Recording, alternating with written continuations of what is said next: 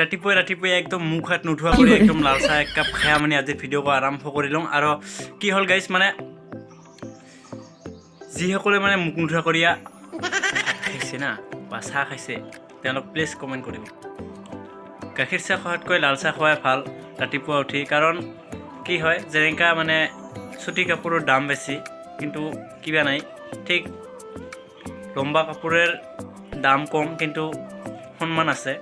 এয়ে মানে সেইকাৰণে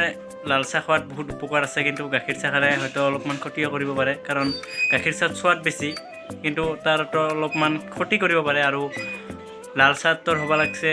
সোৱাদ কম কিন্তু বহুত উপকাৰ আছে ৰাতিপুৱা লাল চাহ খোৱা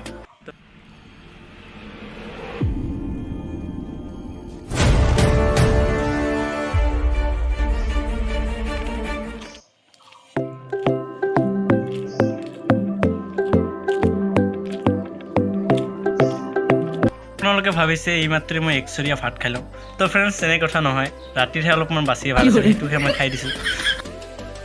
আজি ভিডিঅ' বনোৱাৰ মেইন উদ্দেশ্যটো হৈছে কি যিকেইটা মুৰ্গীৰ পোৱালি আনিছোঁ সেইকেইটাক ভেকচিন দিয়া আজি একদম মানে খাটাং মানে আৰু ভেকচিন কেনেকৈ দিম আজিৰ ভিডিঅ'ত একদম খাটাং দেখা পাব তো ভিডিঅ'টো চাই থাকিব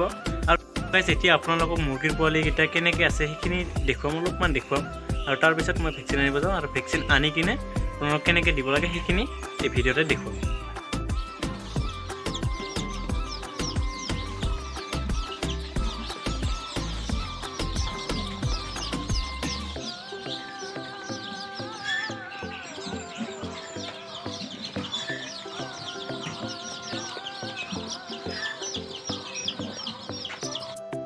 ফাইনালি গাইছ ভেকচিন লৈ আহিলোঁ আৰু ভেকচিন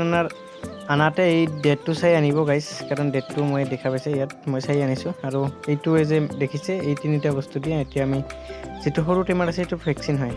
এতিয়া ফ্ৰেণ্ডছ ভেকচিন আৰু এই পানীখিনি মিহল কৰে আমি এটা এটাকৈ ধৰি প্ৰতিটা মুৰ্গীৰ পোৱালিৰ আমি ডাইন চকুত দিম কাৰণ ডাইন চকুত দিব লাগিব সোঁফালৰ বাফাল আমি সোঁফালে দিম কাৰণ চিহ্ন ৰাখিব লাগিল না কাৰণ এতিয়া আৰু এটা ভেকচিন নহয় আৰু এটা পিছত ভেকচিন দিব লাগিব আৰু এক সপ্তাহ পিছত তো ফ্ৰেণ্ডছ এতিয়া আমি ভেকচিনখিনি ইয়াৰ পৰা ওলাই মিহলাই কিনে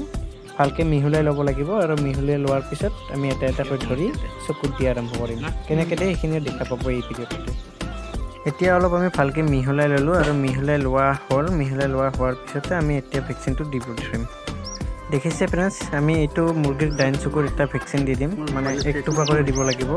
ডাইন চকুত দিম এই ডাইন চকুত আমি এটুকুৰা কৰি দি আছোঁ আৰু ভিডিঅ'টো যদি চাই ভাল পায় please like share and subscribe কৰিব